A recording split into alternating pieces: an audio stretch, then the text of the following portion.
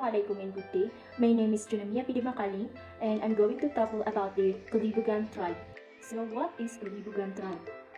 Kolibugan tribe is a group who is linguistically member of a Subanen tribe but adopted Islam. They are called Kolibugan in western areas and Kolibugan in the central area.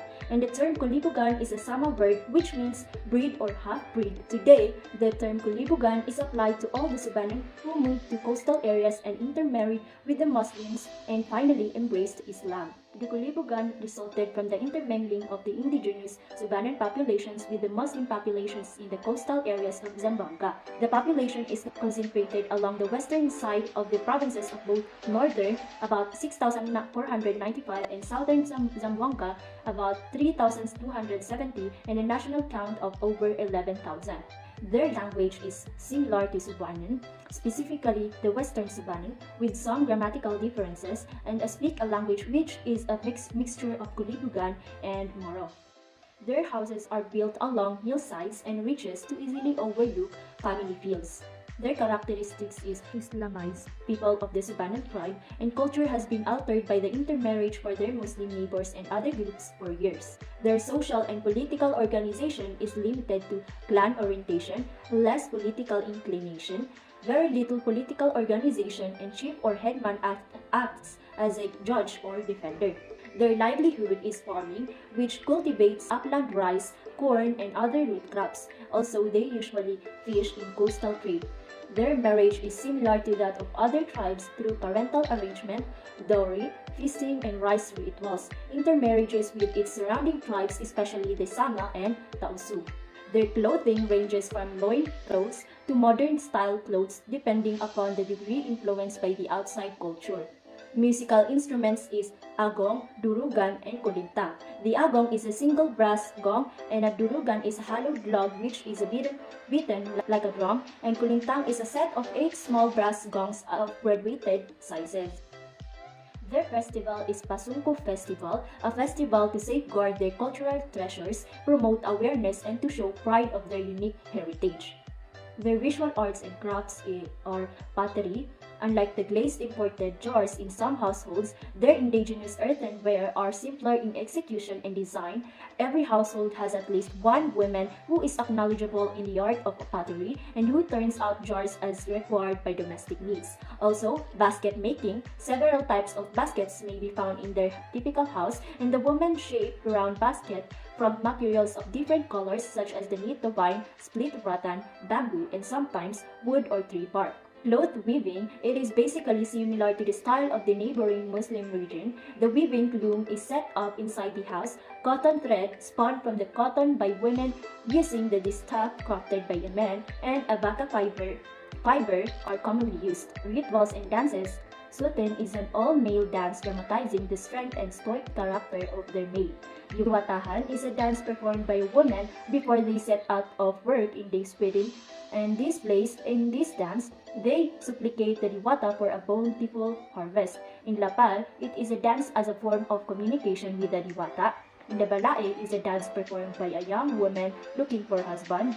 And Pangilitawo, it is a courtship dance usually performed during harvest time. And Sinalimba is an extraordinary dance which makes use of the swing that can accommodate 3 to 4 persons at a time, and the term is also used to mean the swing itself and a representation of mythic vessel used for journeying. Their oral literature includes the folk tales, short, often humorous stories recounted for their sheer entertainment value, and the epics, long tales which are of a serious character. One of their literary arts is the Guman of Domilinao, has 11 episodes which narrate the conflict between the good, represented by their parents, and the evil, represented by 3 evil queens and their descendants and other invaders. It is a story about the forces of good aided by magical kerchiefs, rings, birds, and swords, and conquer the evil powers. The Kingdom of Kiboklagan is a saga about the life and exploits of the superhuman hero named Taaki, and from the Kingdom of Sirangan, whose successful courtship of the Lady Pintawan in the Kingdom of Kiboklagan. Another is the Kig Sumba Neg Sandayo. The Tale of Sandayo narrates in about 47 songs the heroic adventures of Sandayo, and these are all performed during the week of Long Buklog. Their practice in death or burial is that a person is sent off to the spirit world with appropriate rituals. Their current problems, discrimination, they tend to experience this kind of act because of their different beliefs and cultures, and distrust and confusing complexion, and Kolibugan tribe means mixed breed. Their child tends to have a distrust and confusing complexion about their origin, and they struggle of where they belong in the two tribes of their parents, and about their complex and confusing relationship, mating and blood relationship, marriage, and other forms of ritual kinship. Inequality of opportunity in their lifestyle, they are not given attention through having a stable job. The role of women in marriage, the parents of the man look for a woman he will marry, and both sets of parents set the wedding date.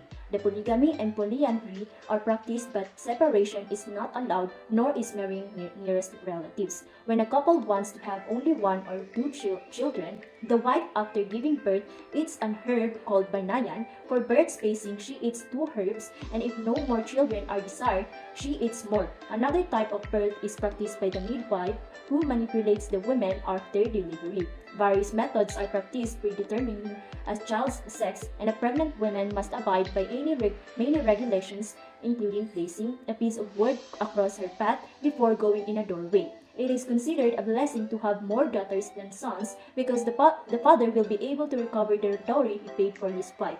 There is a general belief that all human beings should marry. And reasonable human beings' acknowledgement of our Kolibugan should lead us to search for resolution. As suggested by both the dictionary meanings, the ethnographic literature, Kolibugan resolves itself into a linaw or kalinaw, as in muddied or turbid water left undisturbed and becoming clear in due time, or as an ethno-linguistic identity and political identity by conscious choice of group, confronting identity crisis and politics amidst the challenges of social-cultural change, and the overall result could be a linaw or kalinaw. As pointed out by Prof. Radil in his book Kalinaw Mindanao, the way to peace from war is through peace. In Tausug, Manubo, Cebuano, and Tagalog, for example, the word for peace is linaw, which also means clear as in clear water. In Kolibugan, they can be in peace through intermarriage in different tribes. This shows that despite of our differences, we can make peace through accepting and respecting each other's cultures.